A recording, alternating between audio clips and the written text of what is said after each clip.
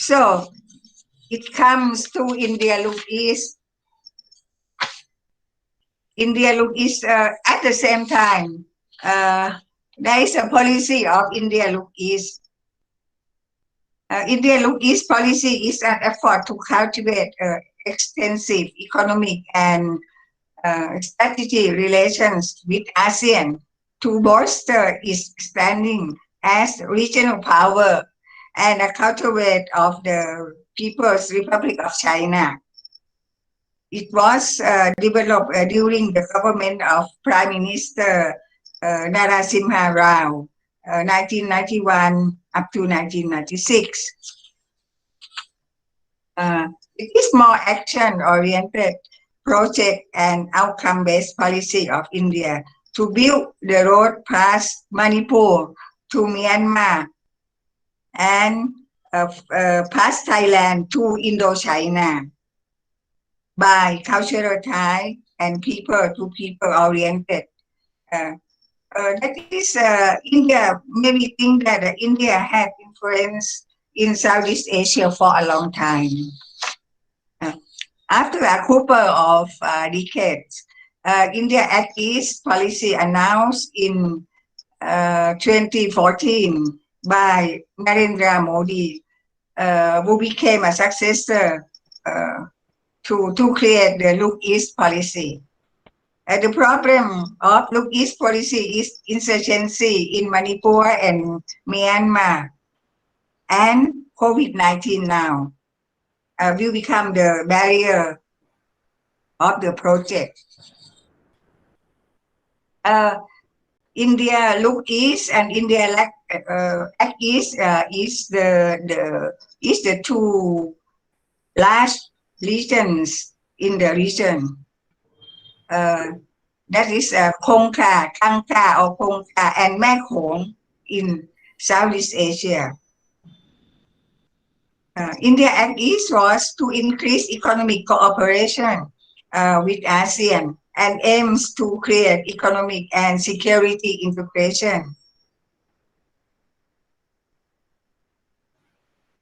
That is, India maybe is a big power in Indo-Pacific region in the next decade.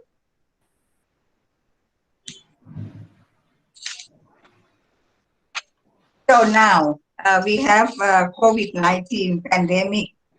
So we have social problems as before, problem between the borders because the sick people migrate to another countries to the border and create more disease to another country.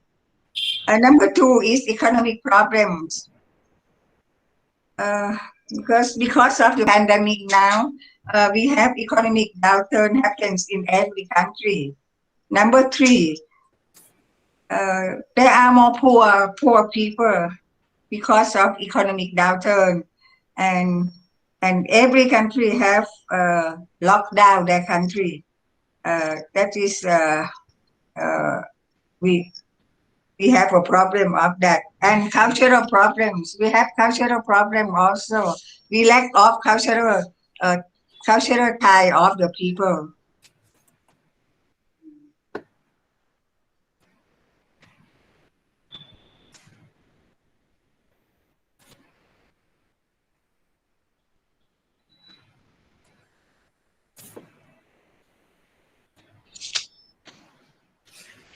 So we can say that birth of COVID-19 in 2019, the impact of COVID-19, it will be on social problems, economic problems, cultural problems.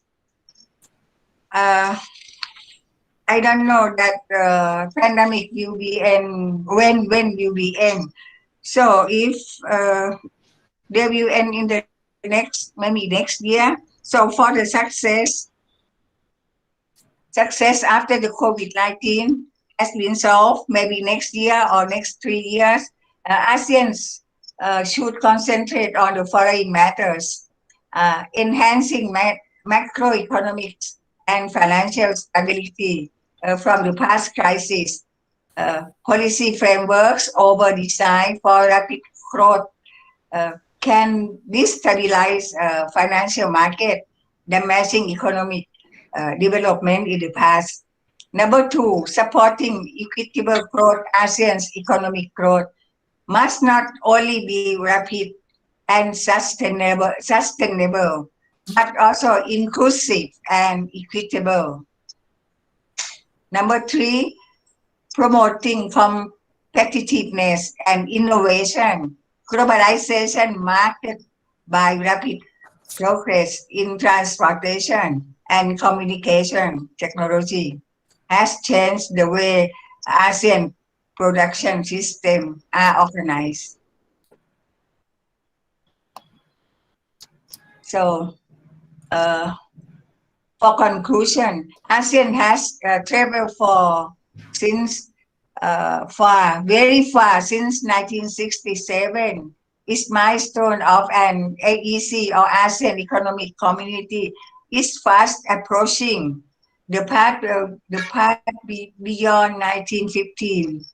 I think the formation of borderless ASEAN Economic Community by 2030 requires a solid vision and strategy for retaining centrality in Asia and Southeast Asia.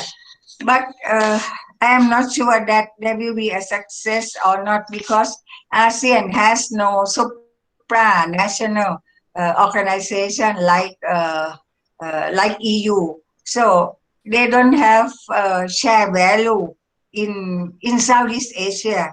They're concerned about national interest than the common interest. So that's a problem of ASEAN.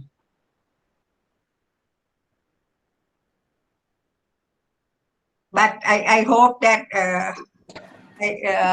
we will be successful in some matters only, like a free trade area like that. Yes, and this is for the end of my presentation. Thank you to Gujarat University and Dr. Nilam. Thank you. Thank you so much. Yeah, so thank you, ma'am. Thank you so much for sharing your knowledge and experience with us, and make us more aware about ASEAN and its important and associated challenges with it and effects of pandemic on international relations. Now, friends, I would like to invite and introduce our keynote speaker, S. Uttam Kumar Jamadagni sir. S. Uttam Kumar Jamadagni sir is a professor and head of Department of Defense and Strategic Studies, University of Madras. He is also currently serving as a Director of Planning and Development of University of Madras. He was earlier Director of University Student Advisory Bureau for 2 years. He is also currently a council member of Maulana Abdul Kalam Azad for Asian Studies, Kolkata, under Indian Council of Cultural Research of Government of India. He is also a member of several other professional organizations.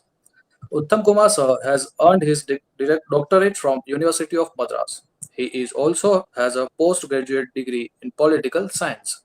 He holds an advanced international diploma on peace and conflict resolution from the University of Uppsala in Sweden. He is also an alumni of Regional Center for Strategic Studies, Colombo and Salzburg Seminar.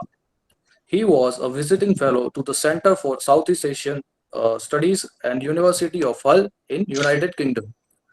Dr. Uttam Kumar sir led an Indian youth delegation to Japan to debate on Japan and South Asian peace and stability organized by Ministry of Foreign Affairs of Japan. He was also an Australia-India Council Fellow member of International Visitor Fellow of the Department of State of United States of America.